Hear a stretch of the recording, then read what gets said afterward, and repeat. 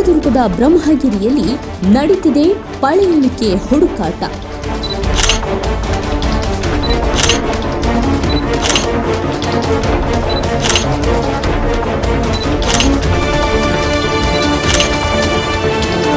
ಎಪ್ಪತ್ತೆಂಟು ವರ್ಷಗಳ ನಂತರ ನಡೀತಿರೋದು ಈ ದೊಡ್ಡ ಪಳೆಯುಳಿಕೆ ಶೋಧ.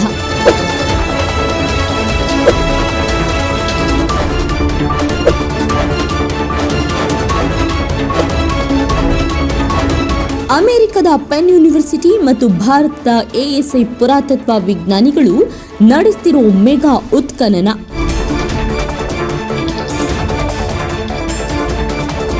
ಪತ್ತೆಯಾಗುತ್ತಾ ಇಲ್ಲಿನ ಪ್ರಾಚೀನ ಕಾಲದ ಇಸಿಲಾ ನಗರ,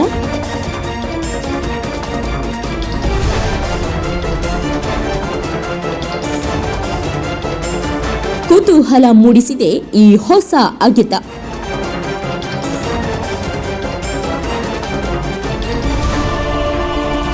ಎಲ್ಲಿದೆ Kannada planet special exclusive story.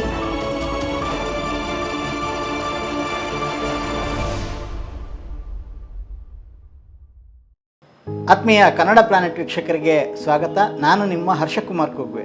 ನಿಮಗೆ ಚಿತ್ರದುರ್ಗದ ಬ್ರಹ್ಮಗಿರಿ ಗೊತ್ತಲ್ಲ, ಅದೇ ಬೌದ್ಧ ದೊರೆ ಸಾಮ್ರಾಟ್ ಅಶೋಕನ ಶಾಸನ ದೊರೆತಿದ್ದಂತಹ ಸ್ಥಳ. ಆ ಚಾರಿತ್ರಿಕ ಜಾಗದಲ್ಲಿ 78 ವರ್ಷಗಳ ನಂತರ ಮತ್ತೊಮ್ಮೆ ವ್ಯವಸ್ಥಿತವಾದಂತಹ ಒಂದು ಉತ್ಖನನ ಅಥವಾ ನೆಲದೊಳಗಿನ ಪಳೆಯುಳಿಕೆಗಳಿಗೆ ಹುಡುಕಾಟ ನಡೀತಾ ಇದೆ, ಸಂಶೋಧನೆ ನಡೀತಾ ಇದೆ. ನಿಮಗಾಗಿ ನಮ್ಮ ಕನ್ನಡ ಪ್ಲಾನೆಟ್ ಇದರ ಸಂಪೂರ್ಣ ಮಾಹಿತಿಯನ್ನು ನೀಡ್ತಾ ಇದೆ. ಅದನ್ನು ನೋಡೋದಕ್ಕೂ ಮುಂಚೆ ನೀವು ಕನ್ನಡ ಪ್ಲಾನೆಟ್ ಸಬ್ಸ್ಕ್ರೈಬ್ ಮಾಡದೇ ಇದ್ದರೆ ದಯವಿಟ್ಟು ಸಬ್ಸ್ಕ್ರೈಬ್ ಮಾಡಿ ಮತ್ತು ಬೆಲ್ ಐಕನ್ ಕ್ಲಿಕ್ ಮಾಡಿ. ಹಾಗೆ ಫೇಸ್ಬುಕ್ನಲ್ಲಿ ಪೇಜ್ ಫಾಲೋ ಮಾಡಿ.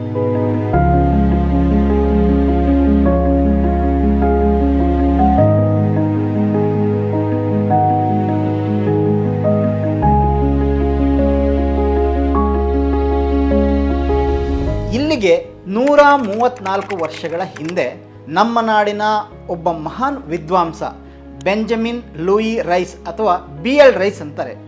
ಇವರು ಇಂಗ್ಲೆಂಡಿನ ದಂಪತಿಗಳಿಗೆ ಕರ್ನಾಟಕದಲ್ಲೇ ಹುಟ್ಟಿದ ಮಗನಾಗಿ ಕನ್ನಡಿಗನಾಗಿಯೇ ಬೆಳೆದಿದ್ದ ವ್ಯಕ್ತಿ.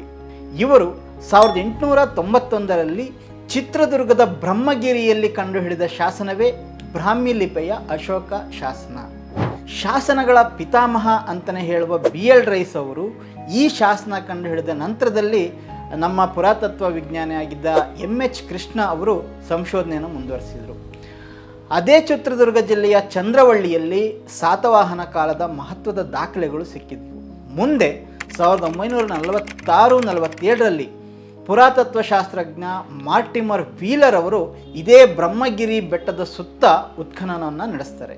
ಅದರ ನಂತರದಲ್ಲಿ ಭಾರತದ ಪುರಾತತ್ವ ಇಲಾಖೆ ಮೂಲಕ M ಶೇಷಾದ್ರಿಯವರು, ಅಮಲಾನಂದ ಘೋಷ್ ಅವರು ಕೂಡ ಒಂದು ಅಗೆತವನ್ನು ನಡೆಸಿದರೂ ಕೂಡ ಅದು ಬಹಳ ಸಣ್ಣ ಪ್ರಮಾಣದಲ್ಲಿ ನಡೆದಂತಹ ಉತ್ಖನನ.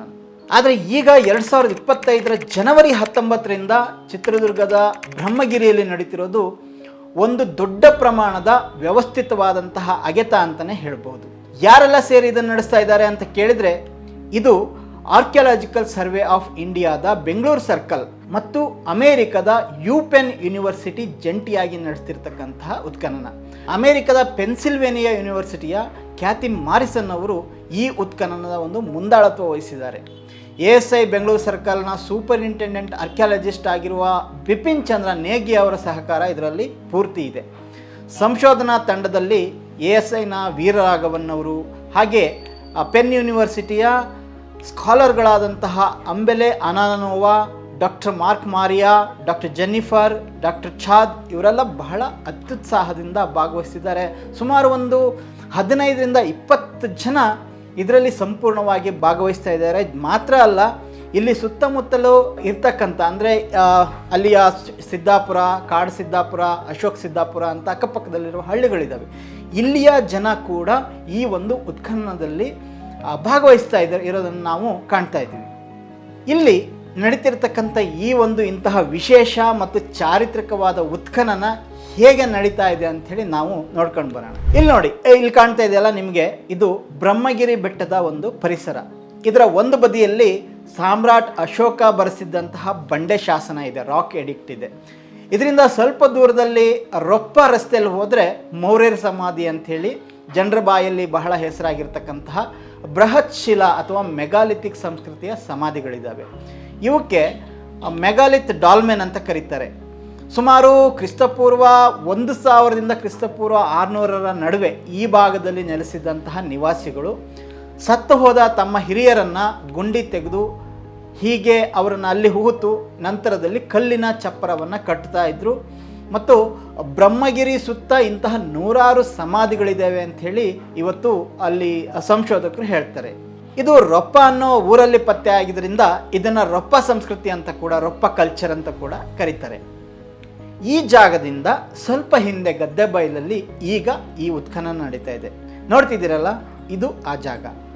ಇಲ್ಲಿ ಸುಮಾರು 10 ಅಡಿ ಉದ್ದ 5 ಅಡಿ ಅಗಲದ ಜಾಗದಲ್ಲಿ 2 ದೊಡ್ಡ ದೊಡ್ಡ ಟ್ರೆಂಚ್ಗಳನ್ನು ಇಡೀ ಈ ಗದ್ದೆ ಬಯಲಲ್ಲಿ ಅಗಿತಾ ಇದ್ದಾರೆ.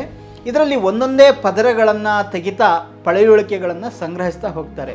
ದೂರದಿಂದ ನೋಡಿದರೆ ಸುಮ್ಮನೆ ಏನೋ ಒಂದು ಗುಂಡಿ ತೆಗಿತಾ ಇದ್ದಾರೆ ಅಂತೇಳಿ ಅನಿಸುತ್ತೆ. ಆದರೆ ಇದು ಹೇಗೆ ಬೇಕೋ ಹಾಗೆ ಗುಂಡಿ ತೆಗೆಯೋದಲ್ಲ. ನಿಮಗೆ ಆಶ್ಚರ್ಯ ಆಗ್ಬೋದು, ಈ ಗುಂಡಿಲಿ ಇವರಿಗೆ ಒಂದು ದಿನಕ್ಕೆ ಎಷ್ಟು ಆಳಕ್ಕೆ ಗುಂಡಿ ತೆಗಿತಾರಪ್ಪ ಅಂತ ಹೇಳಿದರೆ ಕೇವಲ 7ರಿಂದ 8 ಸೆಂಟಿಮೀಟರ್ ಮಾತ್ರ. ಅಂದರೆ ಅಷ್ಟು ನಿಧಾನಗತಿಯಲ್ಲಿ ಇದು ಒಂದೊಂದೇ ಪದರಗಳನ್ನು, ನೆಲದ ಪದರಗಳನ್ನು ಅಗಿತಾ ಹೋಗ್ತಕ್ಕಂಥದ್ದು. ಇದಕ್ಕೆ ಈ ರೀತಿಯ ಒಂದು ಆರ್ಕಿಯಾಲಜಿಕಲ್ ಎಕ್ಸ್ಕವೇಷನ್ ಅಂತ ಹೇಳಿ ಕರೀತಾರೆ. ಯಾವ ರೀತಿ ಇಲ್ಲಿ ಅಗಿಲಾಗ್ತದೆ ಅಂಥೇಳಿ ನೋಡಿ. ಇಲ್ಲಿ ಒಂದು ನಿಗದಿಪಡಿಸಿದ ಜಾಗದಲ್ಲಿ ನಿಧಾನವಾಗಿ ಚಿಕ್ಕ ಚಿಕ್ಕ ಪಿಕಾಸಿಗಳನ್ನು ಬಳಸಿ ಅಗೀತಾ ಅದರ ಮಣ್ಣನ್ನು ಸೋಸ್ತಾ ಹೋಗ್ತಾರೆ. ಈ ಮಣ್ಣಿನಲ್ಲಿ ಸಿಗುವಂತಹ ಚಿಕ್ಕ ಚಿಕ್ಕ ಕಲ್ಲುಗಳಿಂದ ಹಿಡಿದು ಮಡಿಕೆ ಚೂರು ಅಥವಾ ಕಲ್ಲಿನ ಆಯುಧ, ಸಣ್ಣ ಸಣ್ಣ ಮೂಳೆಯ ಪೀಸ್ಗಳು, ಬಳೆ ಚೂರು ಏನೇ ಸಿಕ್ಕಿದ್ರೂ ಕೂಡ ಅದನ್ನು ಸೆಪ್ರೇಟಾಗಿ ಬೇರೆ ಬೇರೆ ಒಂದೊಂದು ಚಿಕ್ಕ ಚಿಕ್ಕ ಪೊಟ್ಟಣದಲ್ಲಿ ಸಂಗ್ರಹಿಸ್ತಾ ಹೋಗ್ತಾರೆ. ಇಲ್ಲಿ ನೋಡ್ತಿದ್ದೀರಲ್ಲ ಹಾಗೆ. ಇಲ್ಲಿ ನೋಡಿ ಯಾವ ರೀತಿಯಲ್ಲಿ ಮಡಿಕೆಯ ಚೂರುಗಳನ್ನು ಒಂದು ಮೂಲೆಯಲ್ಲಿ, ಅಂದರೆ ಈ ಗದ್ದೆ ಬಯಲಿನ ಒಂದು ಮೂಲೆಯಲ್ಲಿ ಸಂಗ್ರಹಿಸಿ ಗುಪ್ಪೆ ಮಾಡಿ ಇಟ್ಟಿದ್ದಾರೆ ಅಂತ. ಈ ರೀತಿ ಮಡಿಕೆ ಚೂರುಗಳನ್ನು ಇಡೋದ್ರ ಉದ್ದೇಶ ಏನು ಅನ್ನೋದ್ರ ಬಗ್ಗೆ ನಮ್ಮ ASIನ ಬಿಪಿನ್ ಚಂದ್ರ ಅವರು ಹೀಗೆ ವಿವರಿಸ್ತಾರೆ. In first hand dating, relative dating and knowing about their tradition, culture, art, everything reflect from pottery. So each culture, like Harappan culture, so they have a very distinct trait of pottery.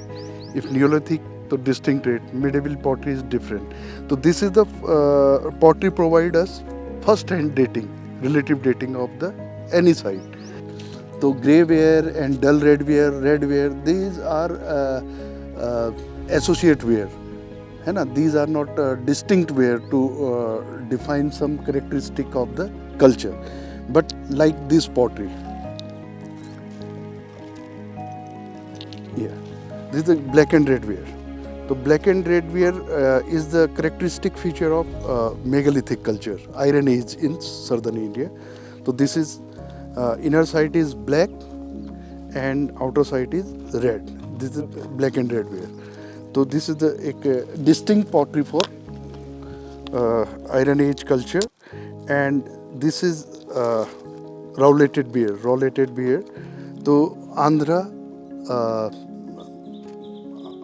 Satvahana culture, so early historical period, and we are having some Neolithic crude red ware, ceramic. So these are RCP, russet coated ware. This, so this is also indicator of early historical pottery. This indicate early historical pottery, and if we find this type of distinct pottery, so we can ascertain in first hand this site belong to this period on the basis of characteristic feature of the pottery. So that's why pottery yard is important. ಸದ್ಯ ಇಲ್ಲಿ ನಡೀತಿರೋ ಉತ್ಖನನದಲ್ಲಿ ಬ್ರಹ್ಮಗಿರಿ ಬೆಟ್ಟಗಳ 4 ಕಡೆಗಳಲ್ಲಿ ಈ ಒಂದು excavation ನಡೀತಾ ಇದೆ. ಒಂದು ಮೌರ್ಯರ ಸಮಾಧಿ ಕಡೆ ರೊಪ್ಪ ರಸ್ತೆಯ ಪಕ್ಕದಲ್ಲಿದ್ದರೆ, ಎರಡನೇದು ಅಲ್ಲೇ ಸ್ವಲ್ಪ ಮೇಲ್ಗಡೆ ಸ್ವಲ್ಪ ಕಾಡಿರುವ ಜಾಗದಲ್ಲಿ ನಡೀತಾ ಇದೆ.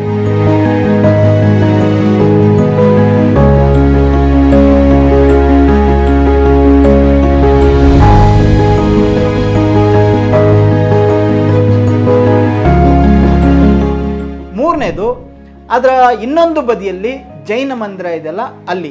ಅಲ್ಲಿ ಆನೆ ಚಿತ್ರ ಕೆತ್ತಿರ್ತಕ್ಕಂಥ ಒಂದು ದೊಡ್ಡ ಕಲ್ಲಿನ ಹಿಂಭಾಗದಲ್ಲಿ ನೀವು ಸ್ವಲ್ಪ ದೂರದಲ್ಲಿ ಹೋದರೆ ಅಲ್ಲಿ ಪಕ್ಕದ ಬಲಗಡೆ ಗದ್ದೆ ಬಯಲಿನಲ್ಲಿ ನಡೀತಾ ಇದೆ ಇನ್ನು ನಾಲ್ಕನೇದು ಅಗೆತ ಎಲ್ಲಿ ಅಂತ ಹೇಳಿದರೆ ಅದಕ್ಕಿಂತ ಇನ್ನೂ ಸ್ವಲ್ಪ ಮುಂದೆ ಹೋದರೆ ಹತ್ರ ಆ ಗುಡ್ಡದ ಬುಡದಲ್ಲಿ ನಡೀತಾ ಇದೆ.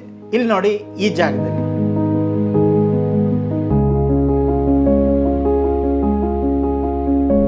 ಇಲ್ಲಿ ನೋಡ್ತಾ ಇದ್ದೀರಲ್ಲ, ನೆಲಕ್ಕಿಂತ ಸ್ವಲ್ಪ ಕೆಳಭಾಗದ ಒಂದು ಪದರದಲ್ಲಿ ಈ ರೀತಿ ತುಂಡು ಕಲ್ಲುಗಳನ್ನು ಹಾಸಿರೋದು ಸಿಗ್ತಾ ಇದೆ. ಇದು ಆರ್ಟಿಫಿಷಿಯಲ್ ಆಗಿ ಸುಮಾರು 200-300 ವರ್ಷಗಳ ಹಿಂದೆ ಈ ರೀತಿಯಾಗಿ ಕಲ್ಲುಗಳನ್ನು ಪೇರಿಸಿದ್ದು ನಮಗೆ ಗೊತ್ತಾಗ್ತಾ ಇದೆ.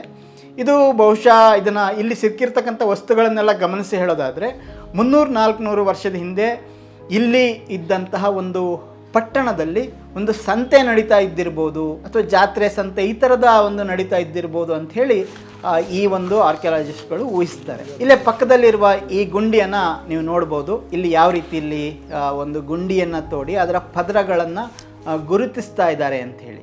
ಸ್ನೇಹಿತರೆ, ಈ ಒಂದು ಅಗೆತವನ್ನು ನಡೆಸಿದಾಗ ಬಹಳ ಮುಖ್ಯವಾಗಿ ನೆಲದಲ್ಲಿ ರಚನೆ ಆಗಿರ್ತಕ್ಕಂತಹ ಪದರಗಳನ್ನು ಗುರುತಿಸಲಾಗುತ್ತೆ. ಸಾಮಾನ್ಯವಾಗಿ 100,000 ವರ್ಷಗಳ ಅವಧಿಯಲ್ಲಿ ನಮ್ಮ ನೆಲದಲ್ಲಿ ಸಾಕಷ್ಟು ಪದರಗಳು ರಚನೆ ಆಗಿರ್ತವೆ. ಈ ಮಣ್ಣಿನ ಪದರಗಳು ರಚನೆ ಆದಾಗ ಆಯಾ ಕಾಲದ ವಸ್ತುಗಳು ಒಂದೊಂದೇ ಪದರದಲ್ಲಿ ಮುಚ್ಚಿ ಹೋಗಿರ್ತವೆ. ಅತ್ಯಂತ ಕೆಳಕ್ಕೆ ಇರುವಂತಹ ಪದರ ಅತ್ಯಂತ ಹಳೆದಾಗಿರುತ್ತೆ ಅಥವಾ ಹಳೆ ಕಾಲದಾಗಿರುತ್ತೆ. ನಂತರ ಮೇಲ್ಗಡೆ ಸಿಗುವಂತಹ ಪದರಗಳಲ್ಲಿ ಕಾಲ ಕೂಡ ಮುಂದುವರಿತಾ ಇರುತ್ತೆ. ಈ ಕಾರಣದಿಂದಲೇ ಈ ರೀತಿ ಅಗೆತ ನಡೆಸುವಾಗ ಆರ್ಕಿಯಾಲಜಿಸ್ಟ್ಗಳು ಬಹಳ ಹುಷಾರಾಗಿರ್ತಾರೆ. ಒಂದೇ ಒಂದು ಮೂಳೆ ತುಣುಕು ಅಪ್ಪಿತಪ್ಪಿ ಮೇಲೆ ಕೆಳಗೆ ಆದರೆ ಎಷ್ಟೋ 100 ವರ್ಷಗಳ ವ್ಯತ್ಯಾಸವನ್ನು ಅಲ್ಲಿ ಬಂದ್ಬಿಡುತ್ತೆ. ಹಾಗಾಗಿ ಬಹಳ ಹುಷಾರಿಂದ ಈ ಅಗೆತವನ್ನು ಮಾಡಬೇಕಾಗುತ್ತೆ. ಈ ಒಂದು ಅಗೆತದ ಮುಂಚೂಣಿ ವಹಿಸಿರುವ ಖ್ಯಾತಿ ಮಾರಿಸನ್ ಅವರನ್ನು ಕನ್ನಡ ಪ್ಲಾನೆಟ್ ಮಾತಾಡಿಸ್ತು. So my name is Kathleen Morrison officially, and I'm a professor at the University of Pennsylvania. I'm an archaeologist and paleoecologist. I've been working in Karnataka since 1985 for a long time, all in Bellary and Chitradurg district, Koppal district. So we're working with the ASI right now, excavating a very important archaeological site of Brahmagiri in Chitradurg district. Brahmagiri has a long history. So first occupied in the Neolithic. We don't have the exact dates for the beginning, but let's say around 3000 BC. And then all the way through the later periods, including the medieval period. So on the other side of this big hill where we're standing is a large medieval city called Henea. And so that had never been studied by archaeologists before. They had mostly been interested in the prehistory, which we're also interested in, but we want to get the whole long period of time. We're very happy to be working with the ASI and also introducing a lot of new analytical methods that have not been so much used in South Indian archaeology, including specialized analysis of artifacts, of plant and animal remains, and of what we call remote sensing and mapping. So we did a drone mapping of this whole area, and now we're doing a certain type of electrical resistivity in order to see under the ground in a way without excavating. So that's an important way that we know more about a large area because we can't excavate everything. So in total, how many units you are doing here, and how many people are engaged in this? That's a good question. We have 12 people on the Penn side. Not all of them are Americans. In fact, many are students from Indian universities, and an ASI officer who's doing a postdoctoral fellowship at Penn. So it's very much an Indian-American cooperative, so it's not mostly Americans. On the ASI side, probably about 5, maybe around 20 people, not including the laborers from the village. To understand that it's not just Egypt or Mesopotamia or someplace that has an amazing archaeological record, but it's Karnataka also, right? It has really important and really interesting archaeological material. So I think that's good. So you have to have a passion for it, because standing out in the hot sun, getting dusty, not everybody likes that. But so, I mean, I think maybe interest might be less, but there's no shortage of passionate young people. I mean, the talent pool in India is incredible. You know, all of these young scholars here who are working with us, they're so good. They're so good, you know, so they just need the opportunities. You know. ಹಾಗೆಯೇ ಇಲ್ಲಿ ನೋಡಿ, ಇಲ್ಲೊಂದು ಬೂದಿಗುಡ್ಡೆ ಇದೆ. ಈ ಬೂದಿಗುಡ್ಡೆಯ ಅಧ್ಯಯನ ಕೂಡ ಜೊತೆಗೆ ನಡೆಸ್ತಾ ಇದ್ದಾರೆ. ಏನಿದು ಬೂದಿಗುಡ್ಡೆ ಅಂತಂದರೆ, ಸುಮಾರು 5,000 ವರ್ಷಗಳ ಹಿಂದೆ ಶುರುವಾಗಿ 3,200 ವರ್ಷಗಳ ಹಿಂದಿನವರೆಗೆ, ಅಂದರೆ ಅದು ಹೊಸ ಶಿಲಾಯುಗದ ಅಥವಾ ನಿಯೋಲಿಥಿಕ್ ಕಾಲ ಅಂತ ಹೇಳ್ತಾರೆ.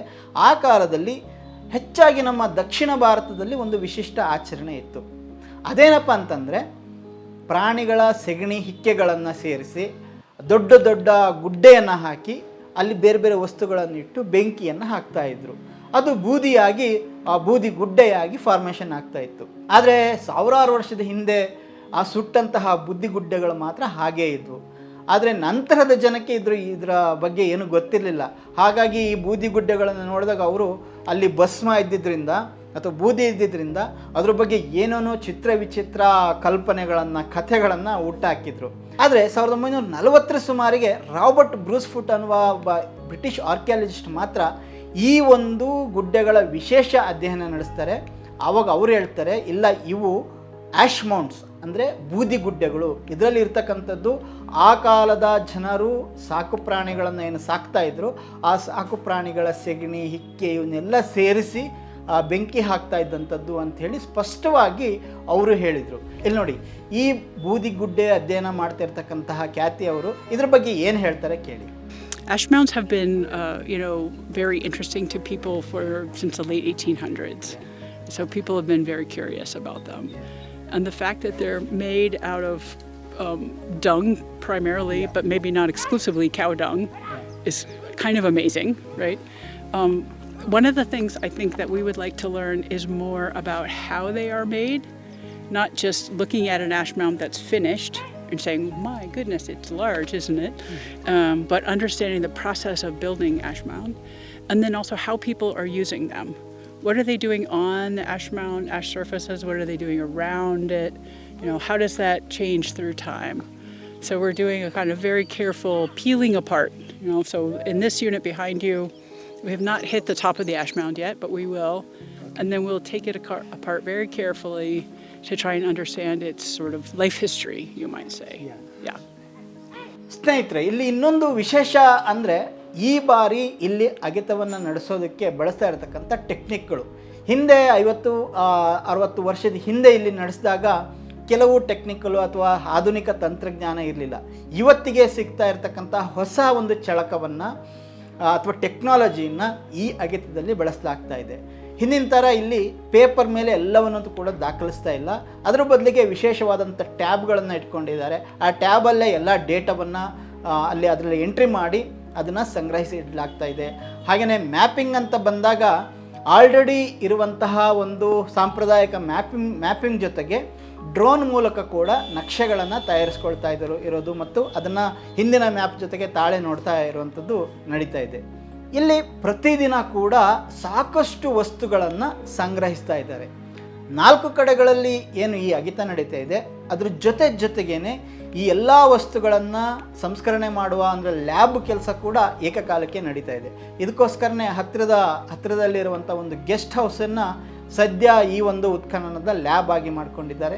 ಇದರಲ್ಲಿ ಲ್ಯಾಬ್ ಟೆಸ್ಟಿಂಗ್, ಪರಿಶೀಲನೆ ಕೆಲಸ ಎಲ್ಲವನ್ನು ಕೂಡ ತುಂಬ ಕ್ರಮಬದ್ಧವಾಗಿ ನಡೆಸ್ತಾ ಇದ್ದಾರೆ. ಹೀಗಾಗಿ ಇವತ್ತೇನೋ ಚಿತ್ರದುರ್ಗದ ಬ್ರಹ್ಮಗಿರಿಯಲ್ಲಿ ನಡೀತಾ ಇದೆ, ಇದು ಬಹಳ ವಿಶೇಷವಾದ ಮತ್ತು ಮಹತ್ವವಾದಂಥ ಉತ್ಖನನ ಅಂತ ಹೇಳ್ಬೋದು. ಹಾಗಾದರೆ ಇಷ್ಟೆಲ್ಲ ಅಗೆತ ನಡೆಸ್ತಾ ಇದ್ದಾರಲ್ಲ, ಇಲ್ಲಿ ಏನು ಸಿಗ್ಬೋದು ಅಂತ ಒಂದು ಕುತೂಹಲ ಬರ್ಬೋದು. ಈ ಬಗ್ಗೆ ಈಗ ಖಚಿತವಾಗಿ ಏನು ಹೇಳೋಕ್ಕಾಗಲ್ಲ. ಆದರೆ ಬಹಳ ಮುಖ್ಯವಾಗಿ ಒಂದು ಜಾಗದಲ್ಲಿ 2500 ವರ್ಷದ ಹಿಂದೆ, ಅಂದರೆ ಮೌರ್ಯರ ದೊರೆ ಸಾಮ್ರಾಟ್ ಅಶೋಕನ ಕಾಲದಲ್ಲಿ ಇಸಿಲಾ ಅನ್ನುವ ಒಂದು ಪಟ್ಟಣ ಇತ್ತು. ಆ ಒಂದು ಪಟ್ಟಣದ ಒಂದು ಪಳೆಯುಳಿಕೆಗಳು ಇಲ್ಲಿ ಸಿಗ್ಬೋದು. ಯಾಕಂತ ಹೇಳಿದರೆ ಈ ಇಸಿಲಾ ಇದೇ ಇವತ್ತು ಬ್ರಹ್ಮಗಿರಿ ಅಂತ ಹೇಳ್ತಿದ್ದೀವಿ. ಈ ಇಸಿಲಾ ಪಟ್ಟಣದ ಬಗ್ಗೆ ಬ್ರಹ್ಮಗಿರಿಯ ಅಶೋಕನ ಶಾಸನದಲ್ಲೇ ಬಹಳ ಸ್ಪಷ್ಟವಾದಂತಹ ವಿವರಣೆ ಇದೆ. ಈ ಶಾಸನವನ್ನು ರಾಜ ಅಶೋಕ ಕಲಬುರಗಿ ಜಿಲ್ಲೆಯ ಚಿತ್ತಾಪುರ ತಾಲೂಕಲ್ಲಿರುವಂತಹ ಸನ್ನತಿ ಕಲಂಗನಹಳ್ಳಿ ಒಂದು ಪ್ರಾಚೀನ ಬೌದ್ಧ ನೆಲೆಯಲ್ಲಿ ತಂಗಿದ್ದಂತಹ ಸಂದರ್ಭದಲ್ಲಿ ಆದೇಶ ನೀಡಿ ಬರೆಸಿದ ಅಂತೇಳಿ ಈ ಒಂದು ಚಿತ್ರದುರ್ಗದ ಶಾಸನದಲ್ಲಿದೆ. ಅಶೋಕ ಬೌದ್ಧ ಉಪಾಸಕನಾಗಿ ನಡೆಸಿದಂತಹ ಧಮ್ಮ ಪಯಣದ ಅಂದರೆ ಧಮ್ಮ ಪ್ರಚಾರದ ಒಂದು ಪಯಣದ 206ನೇ ರಾತ್ರಿಯನ್ನು ಅವನು ಸನ್ನತಿಯಲ್ಲಿ ತಂಗಿದ್ದ ಮತ್ತು ಅಲ್ಲಿಂದ ಇಲ್ಲಿಗೆ ಬ್ರಹ್ಮಗಿರಿಯ ಇಂದ ಶಾಸನವನ್ನು ಆದೇಶ ಮಾಡಿ ಬರೆಸಿದ. ಜೊತೆಗೆ ಈ ಒಂದು ಇಸಿಲದಲ್ಲಿ ತನ್ನ ಮಹಾಮಾತ್ರರನ್ನು ಅಂದರೆ ಮಂತ್ರಿಗಳನ್ನು ಕೂಡ ಅಶೋಕ ನೇಮಿಸಿದ್ದ ಅಂತೇಳಿ. ಇಸಿಲ ಮಾತ್ರವಲ್ಲ, ಹತ್ತಿರದ ಚಂದ್ರವಳ್ಳಿಲೂ ಕೂಡ ಒಂದು ಪಟ್ಟಣ ಮತ್ತು ವ್ಯಾಪಾರ ಕೇಂದ್ರ ಇತ್ತು. ಹೀಗಾಗಿ ಆ ಒಂದು ಪ್ರಾಚೀನ ಇಸಿಲ ನಗರದ ಅವಶೇಷಗಳನ್ನಾದರೂ ಇಲ್ಲಿ ಸಿಗ್ಬೋದೇನೋ. ಅದರ ನಂತರ ಸುಮಾರು ಮಧ್ಯಯುಗದವರೆಗೆ ಅಂದರೆ ಈಗ ಸುಮಾರು 300 ವರ್ಷಗಳ ಹಿಂದಿನವರೆಗೂ ಕೂಡ ಇಲ್ಲಿ ವ್ಯಾಪಾರ ವಹಿವಾಟು ತುಂಬ ಜೋರಾಗಿ ನಡೀತಾ ಇದ್ದಂತಹ ಒಂದು ಪಟ್ಟಣಗಳು ಇಲ್ಲಿ ಇದ್ವು ಅಂತ. ಜೊತೆಗೆ ಬೆಟ್ಟದ ಮೇಲೆ ಇಲ್ಲಿ 3 ಸುತ್ತಿನ ಕೋಟೆ ನಿರ್ಮಾಣ ಕೂಡ ಇದೆ.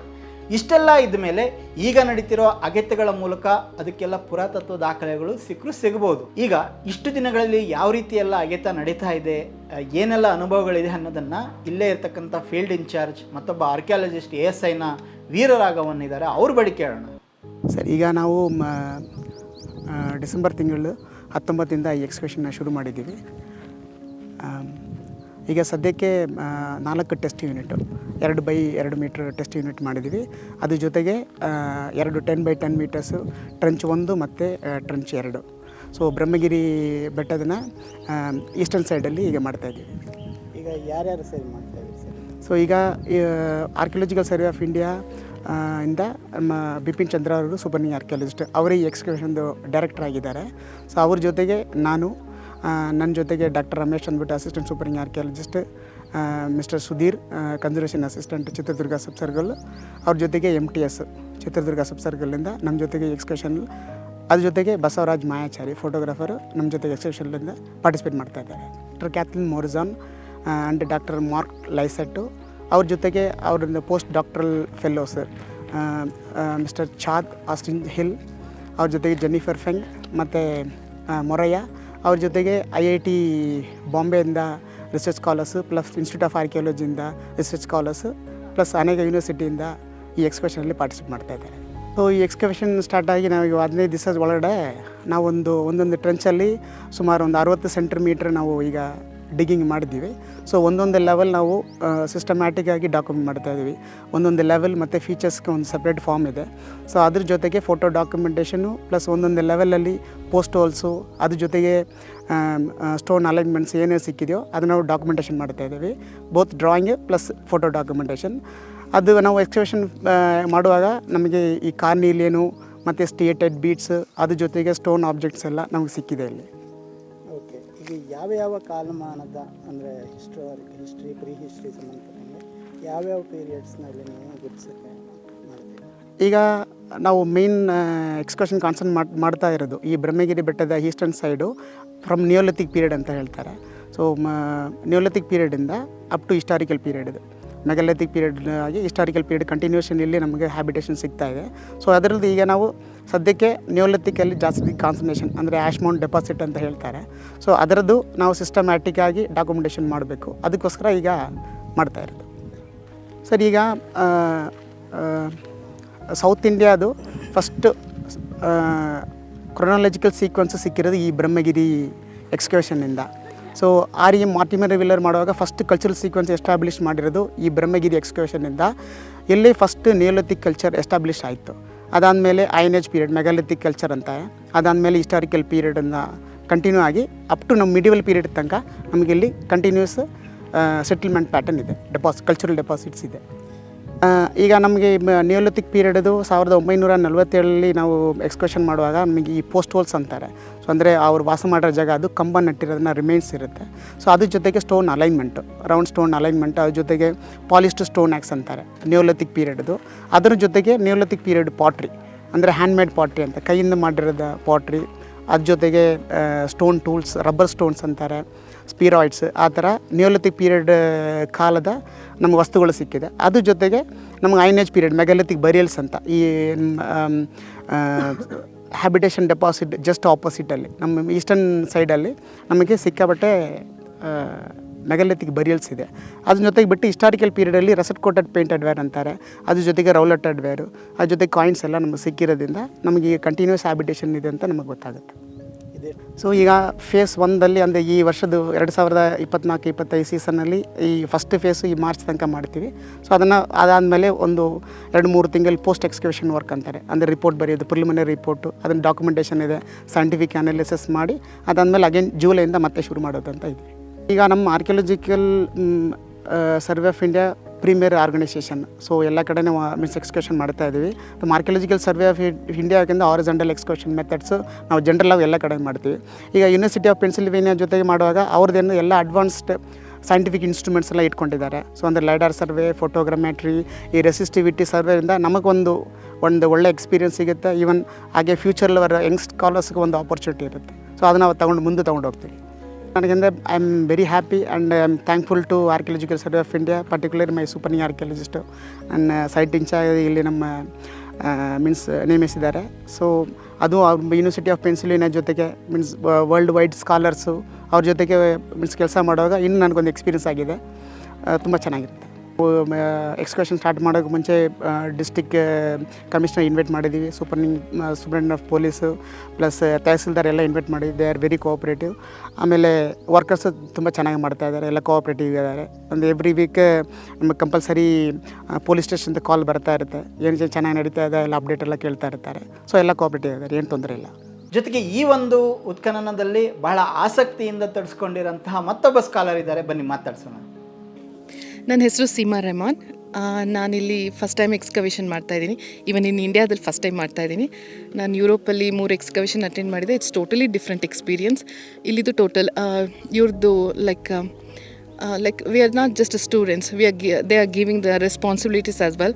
ಲೈಕ್ ಸೂಪರ್ವೈಸರ್ ಥರ ನಮ್ಮನ್ನೇ ಇದು ಮಾಡಿಬಿಟ್ಟು ಟ್ರೆಂಚಲ್ಲಿ ಏನಾಗ್ತಿದೆ, ಹೀಗಾಗ್ತಿದೆ, ಮತ್ತು ಎವ್ರಿ ಡೇ ನಾವು ಪೇಪರ್ ವರ್ಕ್ ಮಾಡ್ತಿಲ್ಲ, ಜಸ್ಟ್ ಎಲ್ಲದೂ ಡಿಜಿಟಲೈಸ್ ಆಗಿದೆ. ಸೊ ಎಲ್ಲದು ನಾವು ಟ್ಯಾಬಲ್ಲಿ ಲೈಕ್ ದಿಸ್ ಎಲ್ಲದು ಟ್ಯಾಬಲ್ಲಿ ಅಪ್ಡೇಟ್ ಮಾಡ್ತಿದ್ದೀವಿ. So it's a unique thing and we are taking own responsibilities, what going on in a trench and everything. So it's a good thing. We are learning A lot of stuffs ನಾವು. ನಮ್ಮ ಸ್ವಂತ ಊರಲ್ಲೂ ಈ ಥರ Neolithic sites ಇದೆ, ash mound ಎಲ್ಲ. So I was so curious. I was talking with Ravi Korishettar. Then he introduce me to Kathy ma'am. So I asked her permission, like, can I join your crew for the excavation? She said yes. It's a good opportunity for me to learn more. ಈಗ Catherine ma'am ಇದ್ದಾರೆ, Mark sir. Oh, they are really good. ನೀಟಾಗಿ A to Z 1 by 1 ಹೇಗೆ ಮಾಡೋದು ಮತ್ತು ಅದು ಹೇಗೆ form ಆಗಿದೆ ಎಲ್ಲದನ್ನು ನೀಟಾಗಿ ಸಣ್ಣ ಮಕ್ಕಳಿಗೆ ಎಕ್ಸ್ಪ್ಲೈನ್ ಮಾಡ್ಕೊಂಡು ಹೋಗ್ತಿದ್ದಾರೆ. ಯಾಕಂದರೆ ಈ ಎಕ್ಸ್ಕವೇಷನ್ ನನಗೆ ಹೊಸ್ತು. ನಾನು ಬರೀ ಪ್ಯಾಲೋಲಿಥಿಕ್ ಎಕ್ಸ್ಕವೇಷನ್ ಅಷ್ಟೇ ಅಟೆಂಡ್ ಆಗಿದ್ದು, ಇದು ನಂಗೆ ಅಷ್ಟು ಐಡಿಯಾ ಇರಲಿಲ್ಲ. So they were teaching me, they are really literally teaching me everything. ಖುಷಿ ಇದೆ ಈ ಒಂದು, ನಿಜವಾಗ್ಲೂ ತುಂಬ ಖುಷಿಯಾಗಿದ್ದೀನಿ. ಪ್ರಿಯ ವೀಕ್ಷಕರೇ, ಇದು ಇವತ್ತಿನ ಕನ್ನಡ ಪ್ಲಾನೆಟ್ನ ವಿಶೇಷ ಹಾಗೂ ಎಕ್ಸ್ಕ್ಲೂಸಿವ್ ಕಾರ್ಯಕ್ರಮ ಆಗಿತ್ತು. ಇಂತಹ ಮತ್ತಷ್ಟು ವಿಶೇಷ ವಿಡಿಯೋಗಳಿಗಾಗಿ ಮತ್ತೆ ನೋಡ್ತಾ ಇರಿ ಕನ್ನಡ ಪ್ಲಾನೆಟ್. ನಮಸ್ಕಾರ.